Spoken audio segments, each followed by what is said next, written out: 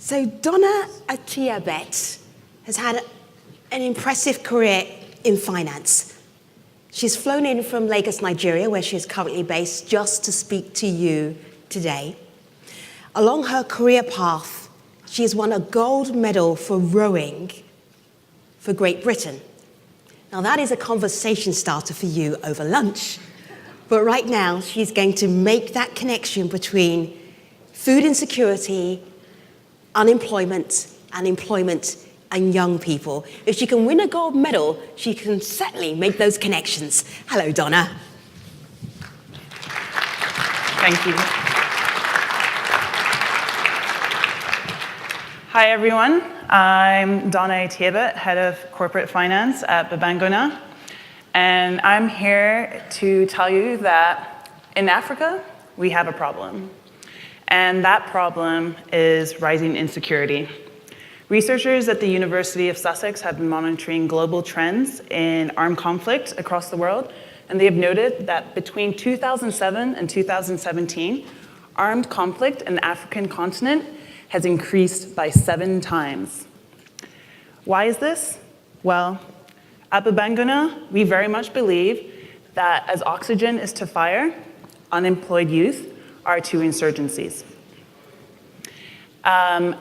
In Nigeria, and there are a lot of youth in Africa, in Nigeria, we have a population of 160 million. In the last 20 years, we've had 20 million people enter an oversaturated workforce, and we have a youth unemployment rate of 60%. With a population of 160 million people, we have a median age of 18.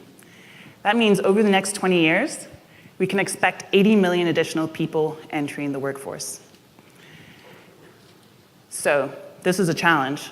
To help address this challenge, the managing director of Babban Gona moved to a small village in northern Nigeria in the middle of these issues, unemployment, insecurity, and poverty, with an idea.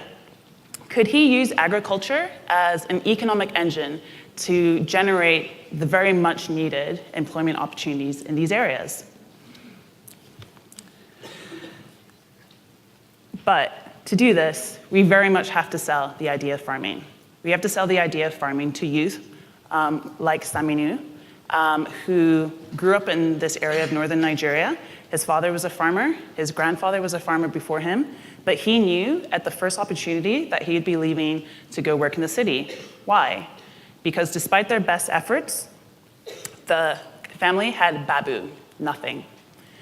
So Saminu did exactly that. He borrowed his uncle's old tattered motorcycle to be a motorcycle taxi driver in the city, where he quickly found that life was not easy. He lived in perpetual fear that someone would steal his motorcycle, as it once had, but he did get it back.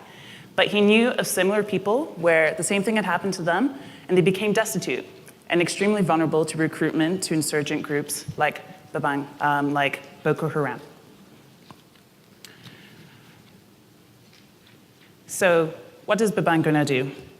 Well, over the last 6 years, we have provided inputs and services to farmers in northern Nigeria, inputs and services like high-quality seed, bags, fertilizer, and services such as harvesting, threshing, and storage and marketing to off-takers such as Nestle. In the last 6 years, we have grown from 100 farmers to 18,000 farmers. And in that time, we've helped double their yields and also increase their income by 3 times. So Saminu heard about us from that same uncle, came back, and within 3 years with Babban Gona, he has had enough money to buy 3 goats for his mother to start a goat rearing business, 2 motorcycles with vanity plates Babban Gona, and also his own retail shop. So across Africa, we very much see that there's about 400 million Saminus that are going to be entering the workforce in the next 20 years. Half of these will or should have opportunities in agriculture. To help unlock these opportunities, companies with similar models like Babban Gona, we estimate, need to access about $150 billion of financing. To unlock this financing, we need models like Babban Gona. So we have shown over the last few years that not only can we have great impact, but we can also turn a profit.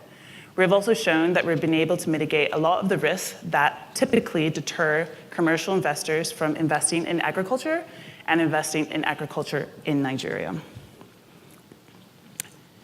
So our model is by no means perfect, so we worked very closely with our partners and investors to help address the challenges as we march towards the 1 million farmers that we want to service by 2025. So in closing, I want you to think about a world where millions of youth entering the workforce have options, that if someone takes their motorcycle away from them, that they don't have to commit to a life of crime or terror. We believe very much at Babban Gona that given the choice, they will make the right choice. But first, we need to give them a choice. Thank you.